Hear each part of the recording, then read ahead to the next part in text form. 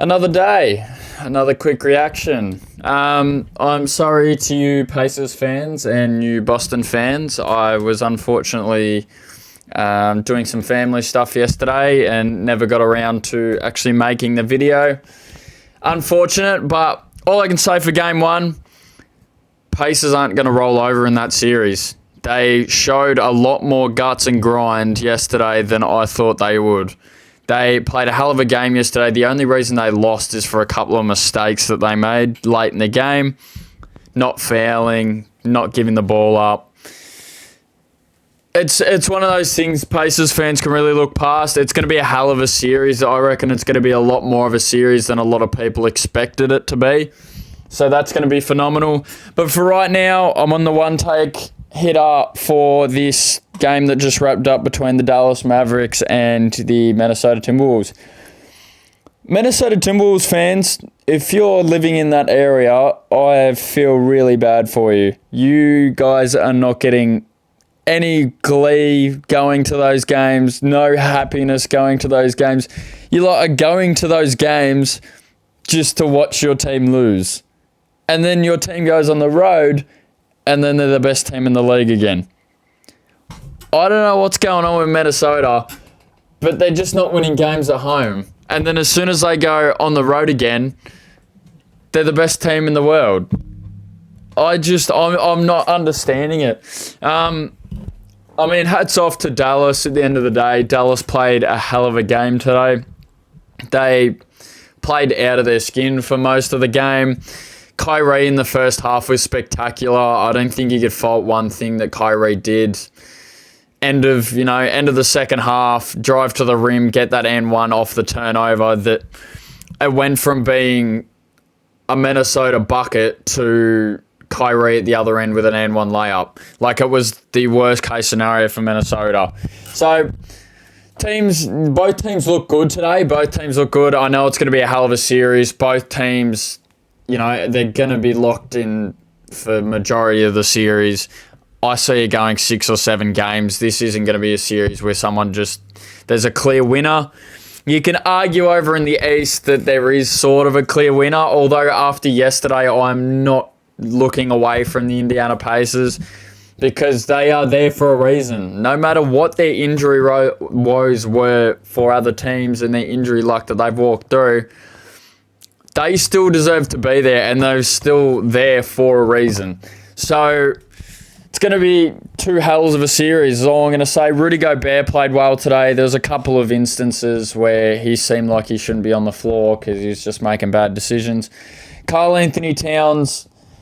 My thing with Karl-Anthony Towns is he is one of the most bipolar basketball players I've ever seen.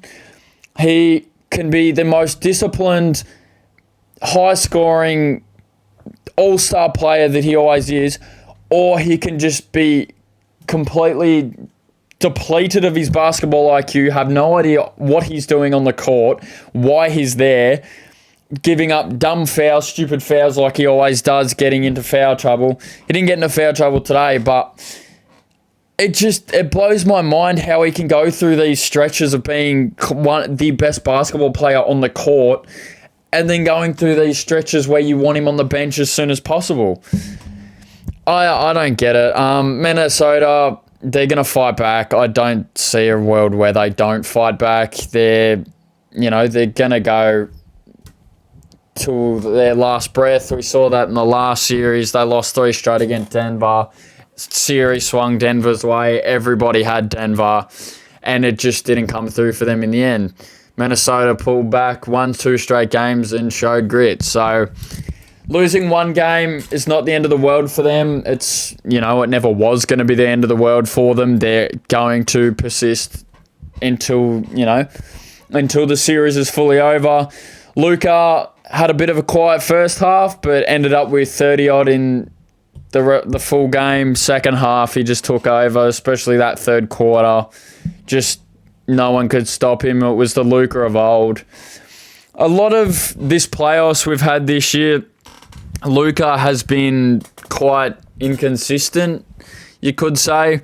Kyrie's been one of those players throughout the playoff run where we know what we're going to get from Kyrie, because Kyrie other than today, it was all Kyrie was the first half, and then the second half was the second half was all Kyrie.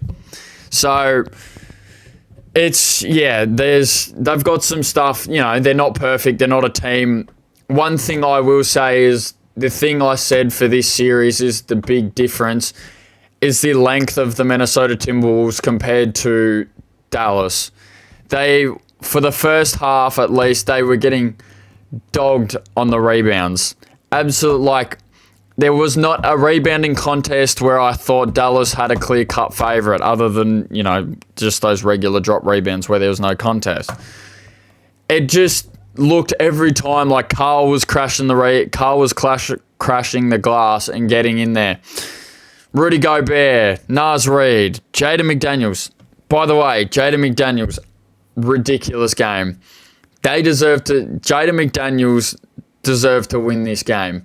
He played an absolute hell of a game. Anthony Edwards, bit of a slower game for Ant, but we all know what Ant's like. He's going to bounce back. He's not going to have any problems.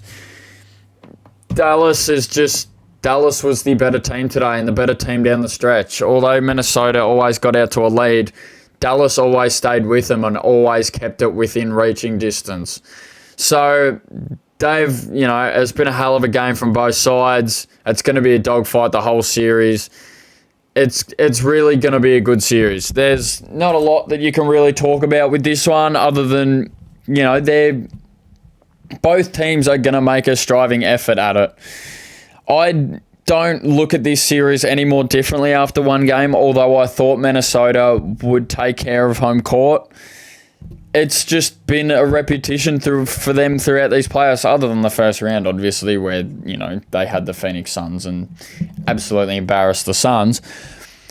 But the Denver series and now rolling over to this series, they've had, 3 home losses in the last 2 series. So, I don't know.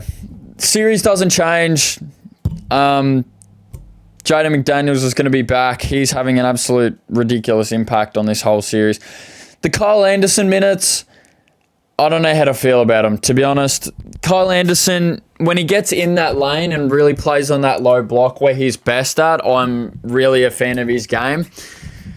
But when you've got, right at the end of the game where you had Kyle Anderson inbounding the ball, Dallas was not looking at him because we know he's not a threat when it comes to that three-point shot. Because when he catches that ball, they call him slow-mo for a reason because his jump shot's like it's a 5-second release when they had 5 seconds left on the game clock. So I don't know how to feel about the minutes, especially late game. There could be a different sort of rotation going on there. They do need Kyle Anderson to fill some minutes. But I just don't like him being on the perimeter. That's my one thing.